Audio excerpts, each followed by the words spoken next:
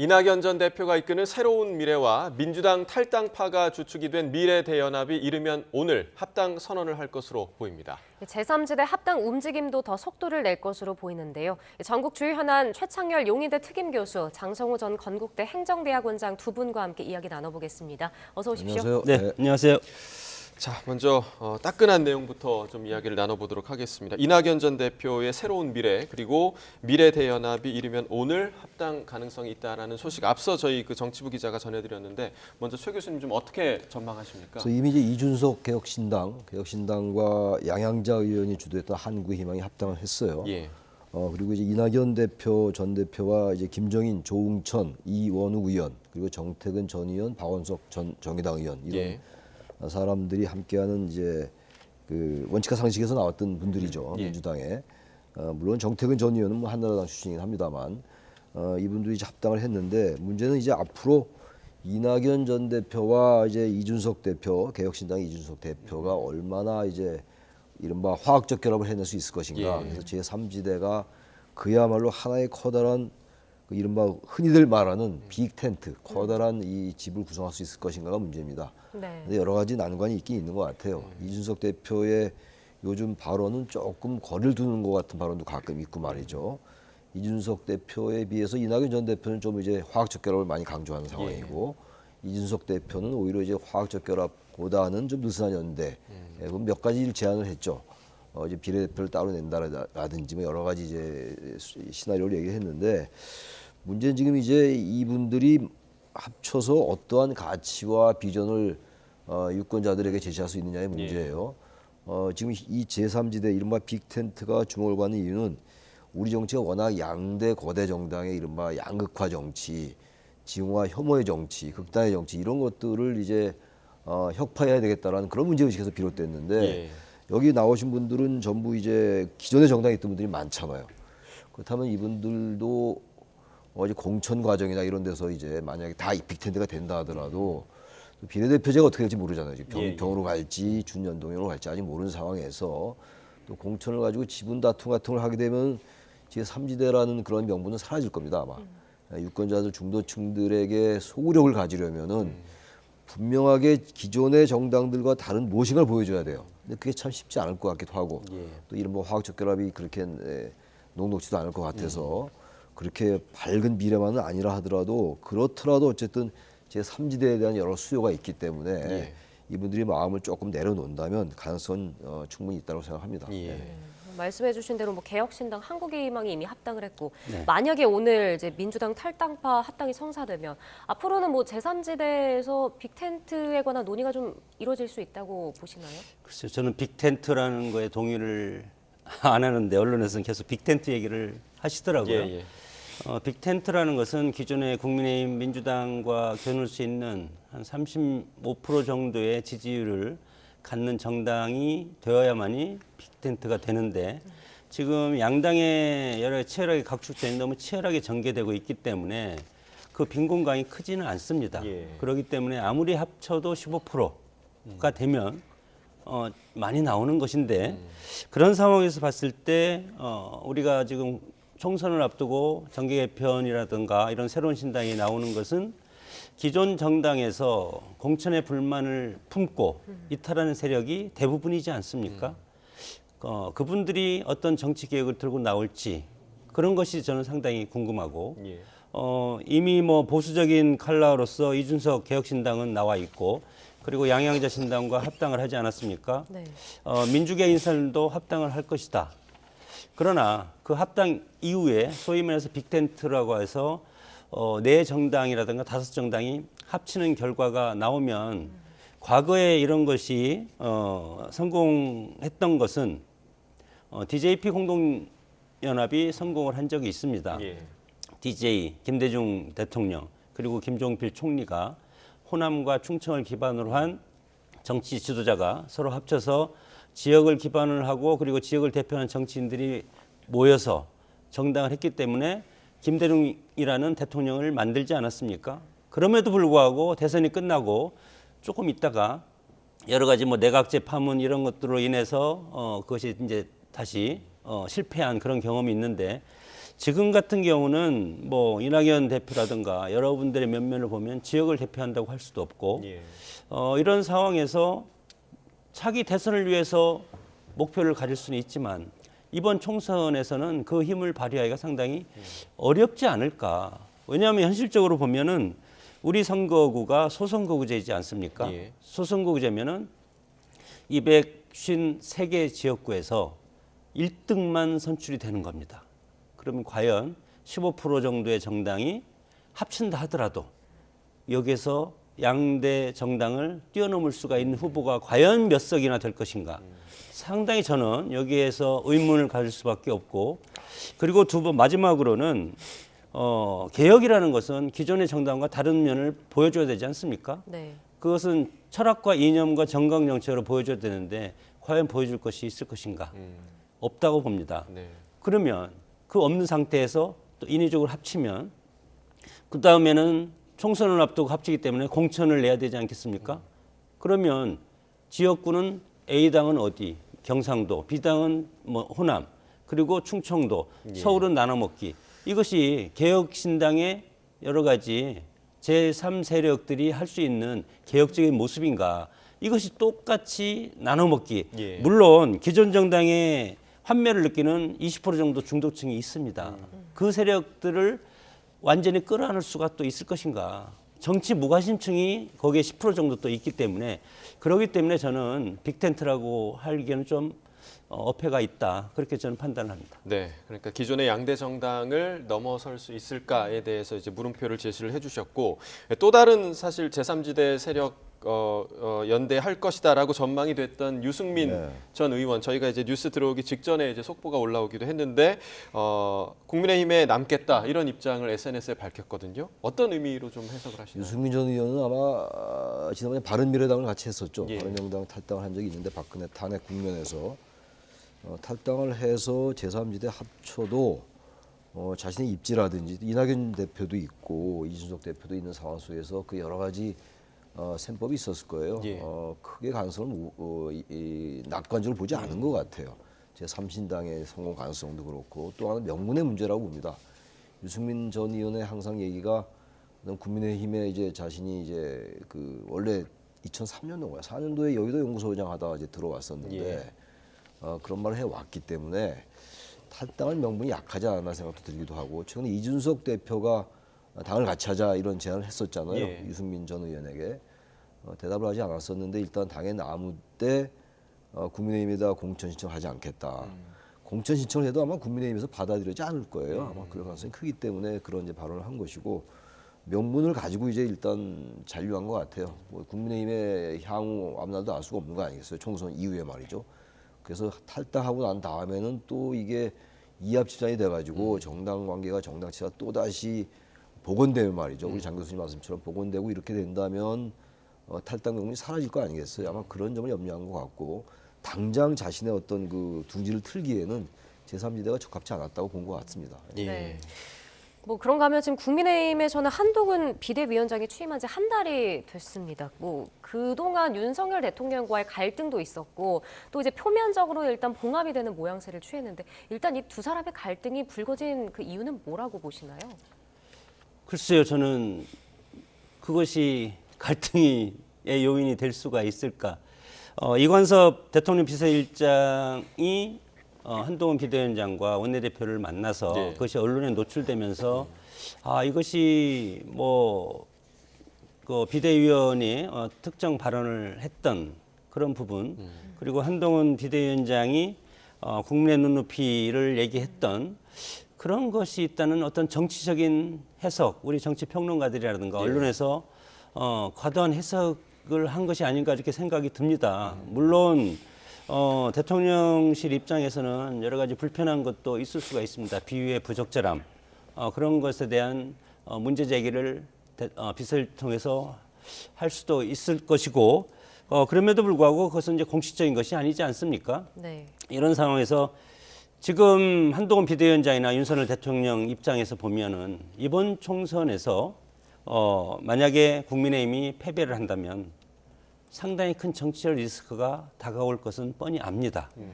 그렇기 때문에 총선을 앞두고 뭐 지분을 나눠 먹고 서로 견제하고 미래 권력에서 싸우고 대통령이 지금 앞으로 임기가 3년이 남았는데 어떻게 미래 권력을 얘기합니까?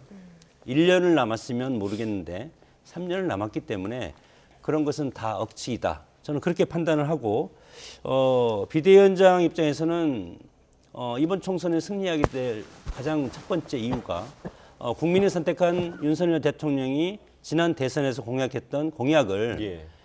국회에서 과반을 차지해야만이 그것을 국민이 선택한 대통령의 여러 가지 공약을 완수할 수 있다. 그것 하나의 가치밖에 저는 없다고 생각을 합니다. 그렇지 않으면 지금 현재처럼 보면은 민주당이 180석 정도 지난 총선에서 얻었기 때문에 의회에서 입법화가 서포트해 주지 않기 때문에 대통령이 앞으로 나갈 수가 없지 않습니까? 이런 것이 여권의 공통된 인식이고 뭐 공천을 놓고 한동훈 위원장이 본인의 어떤 지분을 10명 정도 심는다 한들 그것이 무슨 한동훈 위원장의 어떤 백그라운드가 되겠습니까? 그것은 전혀 아니다. 예. 오로지 하나는 총선 승리. 다만 뭐 비대위원이 그런 어떤 말을 했기 때문에 그거에 대해서 서로 의견을 주고받는 그런 장면이 있었기 때문에 이런 것을 갈등으로 해석하는 그런 면이 상당히 컸다 그렇게 봅니다. 예, 지금 장 원장님 말씀하시는 도중에 지금 속보가 하나 좀 올라왔는데 방금 전에 저희가 지금 이야기를 나눴던 사안이죠. 이낙연 전 대표의 미래대연합 그리고 새로운 미래 그리고 민주당 탈당파가 중심이 된 미래대연합이 공동 창당에 합의를 했고 공동 창당을 하기로 선언을 했다는 소식이 전해지고 있습니다. 2월 4일, 다음 달 4일에 중앙당 창당 대회를 개최한다 이런 소식이 좀 전해졌습니다. 네, 그리고 통합정당 당명은 이제 가칭이고요. 개혁 미래당으로 결정이 됐습니다. 이후에 뭐 더 나은 이름은 공모 등을 통해서 찾아볼 것으로 보이고요. 지도 체제나 인선은 최종 조율을 거쳐서 이제 창당 대회에서 공개할 예정이라고 전해지고 있습니다. 네, 계속해서 더 다른 소식 전해지면 저희가 계속해서 전해드리겠고요. 네. 이야기를 좀 이어가 보면 윤석열 대통령과 한동훈 비대위원장의 갈등 국면, 뭐 여러 이야기가 있지만 지금 이준석 대표 같은 경우는 이른바 약속 대련이라는 주장을 지금 계속하고 있는 그런 상황이거든요. 이 계속되는 이 발언에 대해서 좀 어떻게 해석해야 할까요? 약속 대련이란 말이 계속 나오던데 예. 그 약속 대련이 아닐 겁니다. 네. 약속 대련이라면은 양쪽이 뭔가 이득을 봤어야 될 거 아니에요. 예, 정교하게 짜여진 시나리오 하에서 양쪽 모두가 이제 네. 이 이득을 보고 상생을 해야 되죠. 여권 전체가 지지도 올라가고 결과적으로 물론 약속 대련을 잘 짜놨는데 결과적으로 나빠서 그 지지율이 안 나올 수도 있겠죠. 예. 근데 약속 대련을 한 흔적 치고 너무 거칠어요. 그 무슨 이용 의원이 그 이제 윤석열 당선인 수행실장했던 이용 의원, 네. 이용 의원이 이제 그 어딘가 페이스북에서 한 얘기라든지 뭐 지지를 철회했다. 대통령이 한 위원장에 대한 지지를 철회했다라는 단어 얘기도 그렇고 그 이관섭 비서실장이 한동훈 위원장을 만나서 사퇴하라고 전했다라는 얘기 이런 얘기. 그건 약속 대련 치고 너무 세잖아요. 그건 약속 대련이라고 보기 어렵고 저는 약속 대련이라면 이런 겁니다. 한동훈 위원장이 대통령실과 사전에 조율을 하고 김건희 여사 문제라든지 또 꼭 이 문제가 아니더라도 대통령 여권의 지지를 이제 정체로 가져온 몇 가지 요인들이 있어요. 이태원 참사라든지 뭐 여러 가지 있잖아요. 요즘은 말은 잘 안 나옵니다만 해병대 전 수사단장의 뭐 항명 의혹 사건 같은 것도 그렇고 또 인사의 난맥 같은 것들도 그렇고 말이죠. 뭐 거부권 남발 같은 여러 가지 쟁점들이 있잖아요. 여야 간에. 예. 그런 부분들에 대해서 여권이 듣기에 좀 불편한 얘기를 하겠다. 그걸 조금씩 이제 이 공세 아니 수위를 높여가겠다. 예. 그럴 때 좀 대통령실이 양해해달라. 이런 게 일반적으로 약속 대련이에요. 예. 그렇게 한 다음에 대통령실이 거기에 대해서 크게 문제 제기하지 않으면서 지지율이 올라가고 이런 게 약속 대련이거든요. 예. 이번에 뭐 지지를 철회하고 사퇴라 이렇게 얘기를 했다는데 이걸 왜 자꾸 이준석 대표는 약속 대련이라고 얘기하는지 모르겠어요. 네, 그러니까 이준석 대표가 한동훈 위원장을 견제하려는 의도가 담겨 있는 이야기다라는 해석도 있는데 이 부분에 대해서는 좀 어떻게 보세요? 뭐 지금 견제하고 안 하고가 문제가 아니라 이준석 대표는 자신이 배지를 달아야 되는 것이고 그리고 제3지대가 성공해야 되는 겁니다. 한동훈 위원장을 뭐 견제하는 게 이제 그것과 전혀 무관하지는 않겠습니다만 견제하고 안 하고는 그렇게 중요한 게 아니죠. 자신이 어느 지역구에 가서 원내 입성에 가능한 지역구에 둥지를 틀고 지금 이제 개혁 아까 미래당이라고 했잖아요. 그럼 개혁신당과 개혁미래당이 과연 어떻게 합당할 것인가 문제 이런 게 중요한 것이지. 예. 이준석 대표가 뭐 지금 한동훈 위원장을 견제한다 안 한다는 전 큰 쟁점은 아닌 것 같아요. 그래서 저는 약속대로는 아니고 대통령실이 볼 때 김건희 여사에 대한 문제를 건드렸기 때문에 국민 눈높이, 국민 눈높이라고 언급한 그건 사실 수위가 높은 얘기가 전혀 아니었거든요. 물론 김경률 위원 얘기도 있습니다만 예. 뭐 저기 프랑스의 뭐 마리 앙투아네트에 비유한 거라든지 뭐 이 사천 논란 이런 것들도 이제 그 연관이 되겠습니다만 아무튼 저 정도로 민감할 건 아닌 것 같은데 굉장히 어쨌든 컸어요. 큰 것에 비해서는 갈등이 너무 빨리 쉽게 그것도 어정쩡하게 봉합이 된 게 아닌가 이런 생각이 듭니다. 네. 예. 그러니까 약속 대련이었으면 이제 양쪽이 이득을 봐야 되는데 그건 아니었다라고 좀 얘기를 해주셨는데, 근데 이제 그 한 위원장과 그 윤 대통령 갈등 봉합 이후에 실시된 여론조사를 보면 한동훈 위원장의 직무 긍정률이 그 전보다 올랐더라고요. 이거 어떻게 봐야 될까요? 한 위원장이 뭐 언론에서는 최대 승자라고 예. 얘기하는데 저는 최대 승자는 아닙니다. 승자는 아니고 여당으로서는 상당히 유리한 국면이 된 것은 사실이다. 그럼에도 불구하고 한동훈 비대위원장이 지금 총선을 이끄는 사령탑 아닙니까? 사령탑이기 때문에 한동훈 비대위원장이 최대 수혜를 입어야만이 국민의힘이 총선에서 유리한 고지를 점할 수 있다.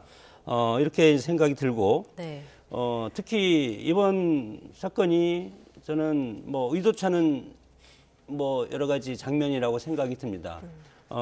그럼에도 불구하고 이 상태가 갈등이냐 아니냐 이렇게 국민 사이에서 옥신각신하는 것은 국민의힘으로서는 상당히 유리한 국면이고 이 현상 유지가 계속 가면은 그만큼 국민의힘에 대한 관심이 폭발적으로 늘어나고 한동훈 비대위원장이 잘하는구나.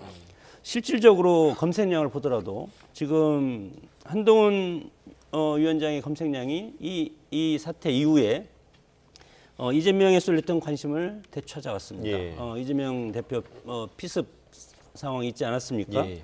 그리고 뭐 이준석 대표 지금 뭐라고 했습니까? 약속 대련 뭐 네. 짜고치기죠. 정치 권력을 놓고 짜고치기는 없습니다. 어떤 경우에도 없습니다. 과거에 DJP 공동정권도 내각제를 서로 해서 정권을 잡으면 반드시 내각제로 해서 내각제 개헌한다는 합의각서가 있었는데 나중에 그것도 다 언론에 공개돼서 비밀이 없습니다. 네. 정치 권력 관련해서는. 그럴 때는 약속 대련 짜고치기 이런 것은 있을 수가 없다. 그리고 그런 상황에서 봤을 때는 한동훈 비대위원장이 지금 52% 정도까지 올라가 있는 것은 상당히 역설적으로 이준석 대표가 가장 큰 피해를 입은 상황입니다. 예. 그렇기 때문에 개혁신당의 앞으로 입지에 상당히 큰 걸림돌이 될 가능성이 있기 때문에 계속 지금 이준석 대표는 이런 요구를 하고 있는 것이고, 그리고 한동훈 비대위원장의 이런 지지율이라든가 관심이 올라가면 정권 심판론, 야당이 주창하는 정권 심판론이 희석될 가능성이 예. 상당히 크고, 그리고 가장 중요한 것은 대중의 정치 시선을 몰입시키는 효과가 있기 때문에 이 애매모호한 현상 유지의 이런 상황, 이런 것을 국민의힘은 계속 끌고 갈 가능성이 상당히 크다, 그렇게 봅니다. 그러니까 오히려 국민의힘의 이제 호재가 됐을 수도 있다라고 해석을 해주셨는데, 아까 이제 교수님께서 이 사안의 크기에 비해서 너무 애매하게 봉합이 됐다 네. 이렇게 얘기를 해주셨는데, 그러면 이후에 그 대통령과 한동훈 위원장 사이에 또 다른 갈등이 불거질 가능성에 대해서는 좀 어떻게 전망하시나요? 만약 갈등이 전혀 안 불거지면 저는 국민의힘은 총선에서 승리하기 어렵다고 예. 생각을 해요. 역설적으로. 근데 그 갈등이 불거지면서 그 갈등이 해소가 잘 돼야 되겠죠. 무슨 말씀이냐면 지금 김건희 여사 리스크가 여권에게 분명히 있습니다. 예. 그래서 언론 보도에 의하면 윤석열 대통령이 조만간에 입장을 발표한다 이런 얘기가 많이 예, 있단 예, 예. 말이에요. 그만큼 여권이 이 문제를 심각하게 바라보고 있다는 그 반증입니다. 이 문제에 대해서 어차피 이제 비대위에서 발언이 나와야 되겠죠. 23일 날 서천 화재 현장에서 대통령과 비대위원장이 만난 다음에 그게 이제 봉합이라고 우리가 보는 거 아니겠습니까? 그리고 나서 아직은 이제 별 얘기가 없어요. 예. 근데 이제 김건희 여사 리스크에 대한 문제가 분명히 어떤 형태로든 간에 이제 결말을 지어야 될 것이고 또 공천 논란도 있을 거예요. 공천을 둘러싸고 만약에 대통령실이 어떠한 형태로든 간에 개입하려 한다면 이런 윤심이 작동이 되려 한다면 예. 그거 역시 이제 또 다른 어떠한 경로를 통해서도 알려줄 수밖에 없을 거 아니겠어요. 예. 그런 점에서 이제 여전히 뇌관이 있다고 보는 건데 저는 그래서 이거는 대통령실이 완벽하게 공천에 무관심할 수는 없을 겁니다. 현실 정치에서 말이죠. 그러나 대통령실이 공천에 개입하는 게 이제 명시로 드러난다면 그건 큰 문제가 되겠죠. 하고 박근혜 전 대통령의 경우도 마찬가지 아니었어요. 근데 여론조사 돌린 거 가지고 문제가 됐었는데 예.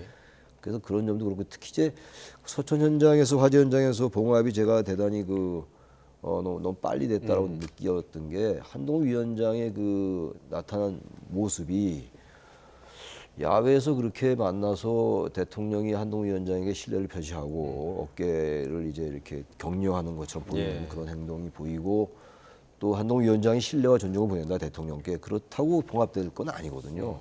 어떤 언어들이 있어야 될 거 아니겠어요. 그런 문제에 대해서 이제 앞으로 뭐 그런 이제 기회가 있겠습니다만 저는 그래서 이 부분은 갈등의 요소로 나올 수밖에 없다는 겁니다. 이게 미래 권력과 현재 권력의 갈등 이렇게 보기는 아직은 어려워요. 예, 윤 대통령 임기가 2년이 안 됐기 때문에 미래와 현재 갈등으로 보기는 어렵습니다만 아무튼 그동안의 여권의 지지율의 정체를 가져왔던 여러 문제에 대해서 지적을 해나가지 않으면 한동훈 비대위가 성공하기 어렵거든요. 그 얘기는 다시 말하면 국민의힘의 총선 선거가 승리가 어렵다는 얘기고 근데 그게 결국은 대통령실에게는 불편한 얘기가 될 수 있다고요. 그러니까 좀 대통령실이 이런 부분에 대해서 전향적인 인식을 가지고 그렇게 한다면 전 윤 대통령도 선거 이후에 예. 대통령으로서 국정 수행에 자신감을 가질 수가 있고 한동훈 위원장도 정치적 미래가 생기는 건데 그 반대라면은 두 사람 다 이른바 여권의 투톱이 다 어려운 경우에 처할 수 있다라고 생각합니다. 예. 네. 자, 이번에 민주당 공천 관련 이야기도 좀 해보겠습니다. 그 친명 인사들이 이제 친문 현역 의원 지역구에 출사표를 던지면서 네. 이제 신경전이 계속 이어지고 있더라고요. 자객 출마 이야기도 나온다고요? 지난 총선 때 180석 21대 총선에서 예. 민주당이 승리했기 때문에 드디어 이 공천 갈등이 민주당을 향하고 있습니다. 승리의 저주. 그때 당시에는 뭐 180석 얻었기 때문에 상당히 기분 좋고 네. 지금까지 4년 동안 그 위력을 지금 발휘하고 있지 않습니까? 그럼에도 불구하고 공천이라는 것은 인적 쇄신이 필요하고 20% 30%냐 40%냐 어느 당이 몇 프로의 쇄신 공천을 하냐 그것이 유권자들이 이 당이 쇄신을 하는구나 그런 것을 느낄 수 있기 때문에 민주당은 드디어 이런 공천 전쟁이 시작됐다고 봅니다.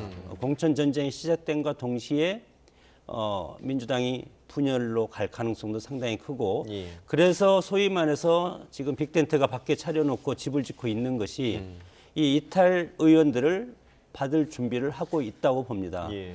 그래서 경선을 하면 탈당이 안 되지만 그리고 경선 전에 이탈하면은 총선에 출마할 수 있지 않겠습니까?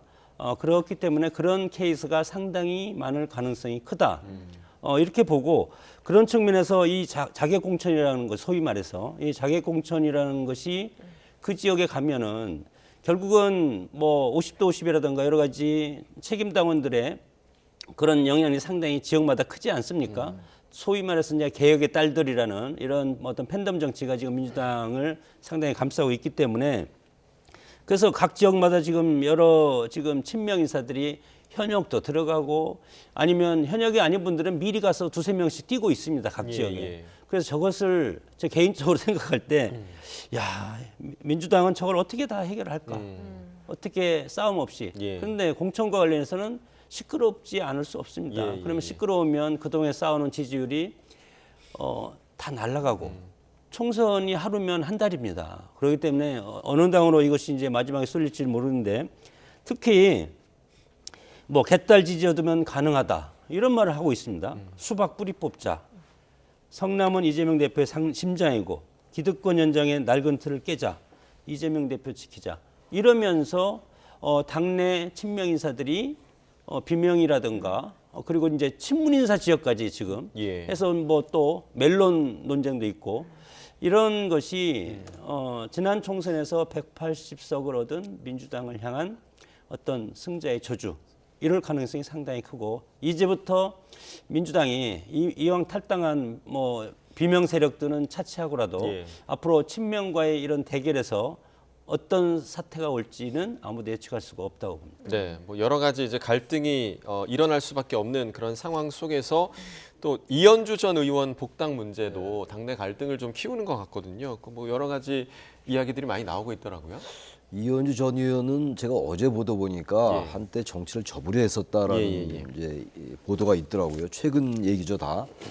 이현주 전 의원은 당적을 많이 옮겼어요. 예. 원래 이제 민주통합당 후보로 경기 광명에서 이제 국회의원을 예. 시작했고 그리고 난 다음에 이제 탈당해서 부산에서 이제 국회의원 하고 그랬어요. 여러 가지 그러니까 이제 보수와 진보를 뭐 좋게 말하면 보수와 진보를 넘나드는 것이고 그리고 바른미래당도 갔었고 말이죠. 또 최근에 이준석 전 대표와 이준석 대표죠 지금 예. 개혁신당의 대표니까 예. 이준석 대표와 뭐 이제 북 콘서트하고 그랬었잖아요. 그래서 그동안 이현주 의원의 행태는 이 발언의 내용이나 이런 것들은 거대 양당을 비판하는 게 많았어요. 그 중에서 민주당보다는 좀 국민의힘 쪽의 비판이 더 비중이 더 많았다고 저는 생각을 하는데 저는 그래서 개인적으로 이현주 전 의원이 뭔가 새로운 가치를 가지고 중도 정치에 자신이 뭔가 좀 주도하고 싶은 그런 욕망이 있는 거 아닌가라고 생각을 했었었는데 느닷없이 민주당 복당 얘기가 나와서 또 복당한 줄 알았었어요. 일부 보도 또 복당했다고 나온 것도 있습니다. 근데 복당하지 않았는데 민주당 입당을 한다고 하면 그동안 얘기한 게 오로지 민주당 복당을 위한 이 자락 깔기 아니었나, 포석이었다. 항모 예. 포석이었나 이런 생각이 들 수밖에 없죠. 양대 거대 정당을 아주 상당히 합리적으로 비판해 왔어요. 이현주 전 의원이 말이죠. 근데 부산이 지역구이기 때문에 지금 뭐 그쪽에서 워낙 윤 대통령을 비판을 많이 해왔기 때문에 국민의힘 내에서 공천받기 좀 어려울 것 같고 그래서 민주당에 입당한다면 저는 그런 정치는 그렇게 환영받지 못할 것이다. 워낙 당적을 많이 옮겼기 때문에 의원들이 당적 옮길 수 있어요. 지금 뭐 개혁신당도 다 당적 옮기는 거니까. 근데 당적을 좀 지나치게 많이 옮겼다라고 느껴지면은 그건 저는 바람직하지 않다고 생각합니다. 그래서 저는 민주당 입당이 그렇게 호락호락할 것 같지도 않고 워낙 또 반문이었잖아요. 문재인 대통령 쪽을 비판하면서 탈당했던 거였기 때문에 민주당 내에서도 썩 그렇게 달갑지 않게 보이는 눈치도 있는 것 같고 좀 민주당 입당이 그렇게 호락호락하게 되지 않을 것 같아요. 예. 차라리 개혁신당 쪽에 몸을 담아서 이쪽에서 역할을 하는 게 어떨까라는 생각이 드는데 뭐 그건 제 개인 생각입니다. 그 이제 이현주 의원은 뭐 6번째 복당하면 6번째인데 사실은 이재명 대표가 필요한 카드가 아닌가 이렇게 생각이 듭니다. 지금 좀 전에 제가 자기공천 얘기를 하지 않았습니까? 당에서 이제는 공천 경쟁에서 친문 세력과 친명 세력 간에 이제 싸움이 일어나기 때문에 2017년에 문재인 패권에 반대해서 탈당을 했고 친북, 친중 성향을 지적하면서 탈당하고 소득주도 성장도 상당히 비판하면서 탈당했습니다. 그리고 문재인을 내란 선동자 뭐 이런 걸로 뭐 여러 가지 강하게 비판도 하기도 했고 이런 상황이기 때문에 이재명 대표한테 물론 뭐 윤석열 뭐 대통령도 상당히 비판을 했기 때문에 일거양득이라고 생각이 들어서 아마 영입을 추진하는 것이 아닌가 이렇게 판단이 듭니다. 예, 알겠습니다. 오늘 저희 시간이 다 됐기 때문에 여기까지 듣도록 하겠고요. 전국 주요 현안과 관련해서 최창렬 용인대 특임교수, 장성호 전 건국대 행정대학원장 두 분과 이야기 나눠봤습니다. 두 분 말씀 고맙습니다. 고맙습니다. 고맙습니다. 예.